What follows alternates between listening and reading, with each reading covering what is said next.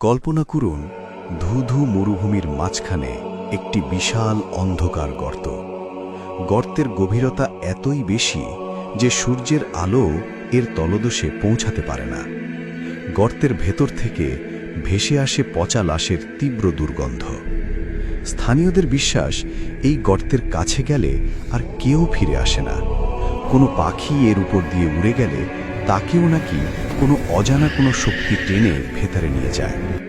শত শত বছর ধরে ইয়েমেনের মানুষ বিশ্বাস করে আসছে এটি কোনো সাধারণ গর্ত নয়, এটি হলো জিনদের কারাগার। এটি হলো পৃথিবীতে অবস্থিত জাহান্নামের প্রবেশদ্বার।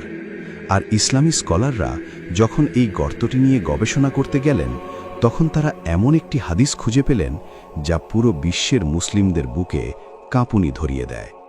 স্বয়ং রাসূল সাল্লাল্লাহু আলাইহি ওয়াসাল্লাম এই কূপটি নিয়ে ভয়ঙ্কর এক ভবিষ্যৎবাণী করেছিলেন।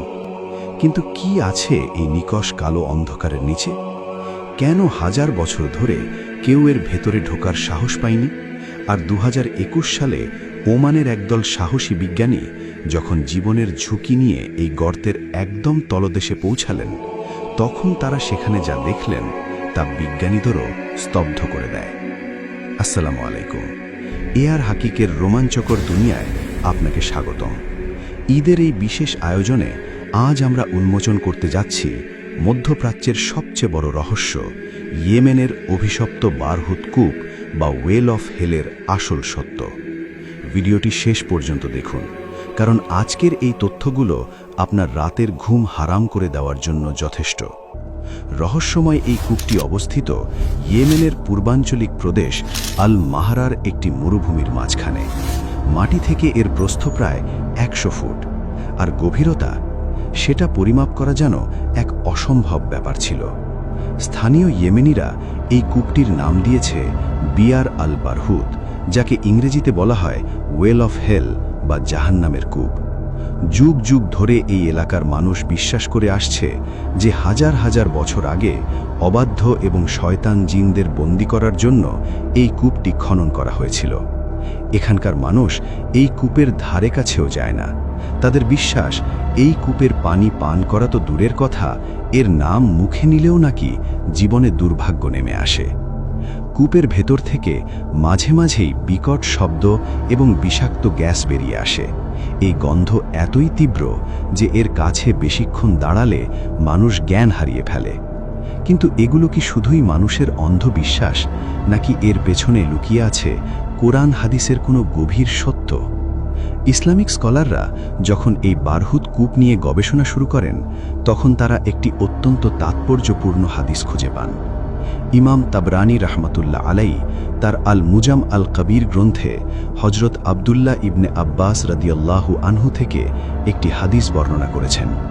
রাসূলুল্লাহ সাল্লাল্লাহু আলাইহি ওয়াসাল্লাম বলেছেন, পৃথিবীর বুকে সর্বশ্রেষ্ঠ পানি হল জমজম কূপের পানি, যা ক্ষুধার্তের জন্য খাদ্য এবং রোগীর জন্য শেফা। আর পৃথিবীর বুকে সবচেয়ে নিকৃষ্ট পানি হল হাজরামাউতের বারহুত উপত্যকার পানি, যা দেখতে পঙ্গপালার মতো। সকালে এর পানি প্রবাহিত হয় আর সন্ধ্যায় তা শুকিয়ে যায়।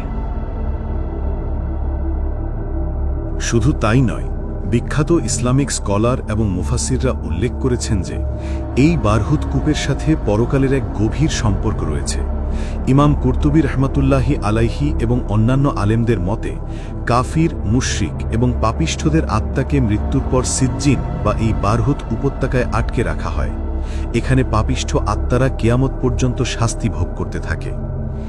একটু ভেবে দেখুন, যে কূপকে স্থানীয়রা জাহান্নামের দরজা বলে ভয় পাচ্ছে, 1400 বছর আগেই রাসূল সাল্লাল্লাহু আলাইহি ওয়াসাল্লাম সেই জায়গার পানিকে পৃথিবীর সবচেয়ে নিকৃষ্ট পানি হিসেবে ঘোষণা করেছেন। হাদিস এবং লোককথার এই ভয়ঙ্কর মিল দেখে আধুনিক বিজ্ঞানীদেরও কৌতূহল জাগে। কিন্তু চাইলেই তো আর এই কূপে প্রবেশ করা সম্ভব নয়। ইয়েমেনের geological survey and mineral resources বোর্ডের ডিরেক্টর সালাহ বাবাইর একবার জানিয়েছিলেন, তারা এই গর্তের ভেতরে ঢোকার চেষ্টা করেছিলেন। তারা 50 থেকে 60 মিটার নিচে গিয়েছিলেন, কিন্তু গর্তের ভেতর অক্সিজেন এতই কম ছিল এবং এতই ভয়ঙ্কর একটা গন্ধ আসছিল যে তারা বাধ্য হয়ে ফিরে আসেন। তারা জানান, ভেতরে অদ্ভুত কিছু একটা আছে যা সাধারণ মানুষের পক্ষে সহ্য করা অসম্ভব। এরপর থেকে বিজ্ঞানীদের মধ্যেও একটা আতঙ্ক ছড়িয়ে পড়ে। আসলেই কি নিচে জিনদের বসবাস? আসলেই কি সেখানে কাফিরদের আত্মারা শাস্তি পাচ্ছে?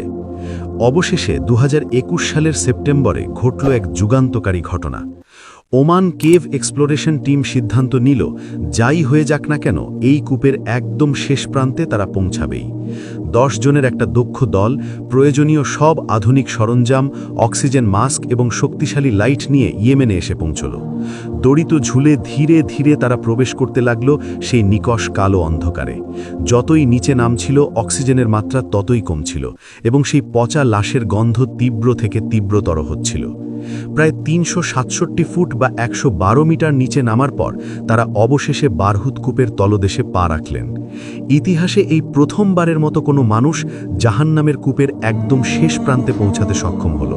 কিন্তু বিজ্ঞানীরা নিচে নেমে যা দেখলেন তার জন্য তারা মোটেও প্রস্তুত ছিলেন না। তলদেশে পৌঁছতেই তারা দেখলেন পুরো মেঝে জুড়ে কিলবিল করছে অসংখ্য বিষাক্ত সাপ। তবে সাপগুলো তাদের কোনো আক্রমণ করেনি। তারা আরও দেখলেন গর্তের দেওয়াল বেয়ে ঝর্ণার মতো পানি পড়ছে, কিন্তু সবচেয়ে বিস্ময়কর আবিষ্কার ছিল কেভ পার্ল বা গুহার মুক্ত। গর্তের নিচে হাজার হাজার বছর ধরে খনিজ পদার্থ জমে অদ্ভুত সুন্দর সবুজ রঙের পাথরের তৈরি মুক্তোর মতো বস্তু ছড়িয়েছিল। আর সেই ভয়ঙ্কর দুর্গন্ধ? বিজ্ঞানীরা দেখলেন কূপের নিচে পড়ে আছে অসংখ্য মৃত প্রাণী এবং পাখির কঙ্কাল।